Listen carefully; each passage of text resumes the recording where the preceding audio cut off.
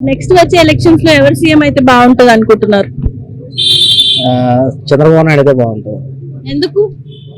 ఆయన డెవలప్ చేస్తాడు కాబట్టి దాని గురించి. జగన్ ఏం డెవలప్మెంట్ చేయలేరు అంటారా? జగన్ చేస్తే చెప్పుకోవడానికి ఏం లేదు కదా ఇప్పుడు వాళ్ళకి. ఏమనంటే రేషన్ ఇస్తున్నా అంటాడు, 45 years కి పెన్షన్ ఇస్తున్నా అంటాడు. దానివల్ల యూజ్ ఏం లేదు కదా.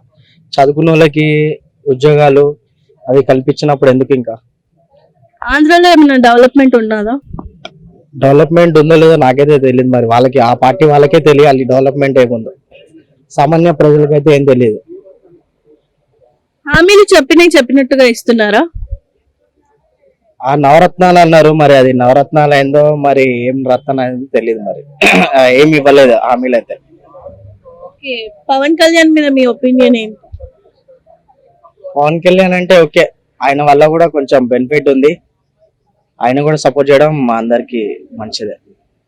పవన్ కళ్యాణ్ అండ్ టీడీపీ కలిసిపోయింది కదా, దాని మీద మీ స్పందన?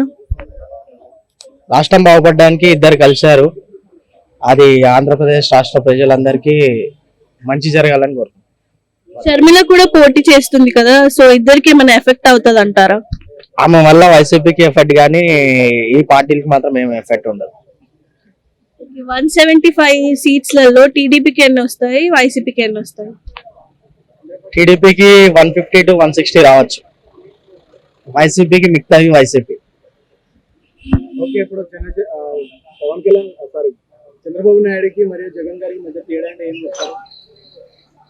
జగన్ చంద్రబాబు నాయుడు అంటే ఆయన ఒక విజనరీ లీడర్. ఆయన డెవలప్మెంట్ చేస్తాడు. ఆ రైతులకు కానీ చదువుకున్న వాళ్ళకి కానీ అందరికి వాళ్ళకి ఇవ్వాల్సిన అన్ని సౌకర్యాలన్నీ ఇస్తాడు. జగన్మోహన్ రెడ్డి అరెస్టులు, అక్రమాలు, దోపిడీలు, దందాలు, భూ కబ్జాలు ఇవి చేయడంలో జగన్మోహన్ రెడ్డి దిట్ట. అది చంద్రబాబు నాయుడుకి ఉన్న జగన్మోహన్ రెడ్డికి తేడా. చంద్రబాబు గారు ఈ రోజు ఢిల్లీకి వెళ్తున్నారు. సో బీజేపీతో పొత్తు కోసం అనుకుంటున్నారు. బీజేపీ కోసం పొత్తు కోసమే అని అనుకుంటున్నారు అందరూ. మరి అది ఆయన రేపు కలుస్తారు, రేపు మార్నింగ్ కలిసి మరి ఆయన ఏం డెసిషన్ తీసుకుంటే దాన్ని బట్టి మేము ముందుకు.